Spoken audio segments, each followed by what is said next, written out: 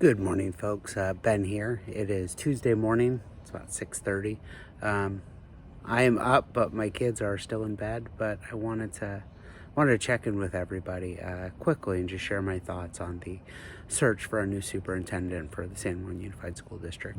If you haven't heard, the current superintendent, Kent Kern, has announced his retirement, and with that, the school board said they were going to discuss a plan to recruit a new superintendent. As many of you know, I went down there and testified before their first closed session hearing where they were going to discuss it. I asked them to hold those discussions in an open session so we, parents, the public, could hear those conversations, hear what they were looking for. Second, I asked them to involve parents in the search process, create an ad hoc committee to, at a minimum, be involved as an advisory body, but hopefully allow us to be involved in the selection process. Unfortunately, both of those requests fell on deaf ears. They did not hold any open hearings where they discussed the recruitment process. They did not create an ad hoc committee, an advisory committee, a community, group to come in to be involved in the interview process. They ignored both of those. And even more, in San Juan Unified, one of the largest school districts in the state of California, and they're actually limiting applications to internal applicants only. So they will only consider people that already work for the school district. I'm not going to focus on that too much other than to say in a district like San Juan Unified, you should have a national search to look for the best superintendent. There are superintendents across the nation that would love to work in San Juan Unified. We're an amazing district with a lot of opportunity. And maybe the best candidate is internal. Maybe that person is already here. But I want to see who else is out there. I want to see who's out there and who can deliver the most for our kids.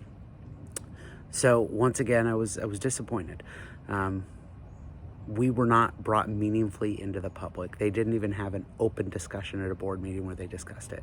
They did it in closed session, 2 closed sessions, 3 closed sessions, and then they announced what they were going to be doing. It was disappointing. So with that being said, they have launched a thought exchange where you can submit questions or ideals that you want them to take into consideration when applying. I would encourage everybody to participate. It's the one thing we're allowed to do, so let's do it. Let's get engaged. Let's submit the form, fill it out, share your thoughts, share your concerns, share what we think we should be looking for in a superintendent.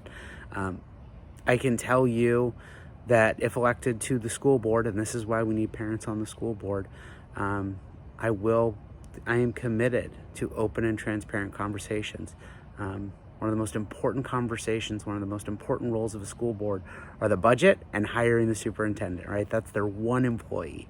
And if we're not being brought into that conversation, we have to get ourselves on the school board so that we can be involved one way or another. So just wanted to share that, get that off my chest. Please fill out the thought exchange, form that they sent out, but also know it's just, unfortunately, it's another half measure that I think was done to placate us rather than truly involve us in the decision-making process. So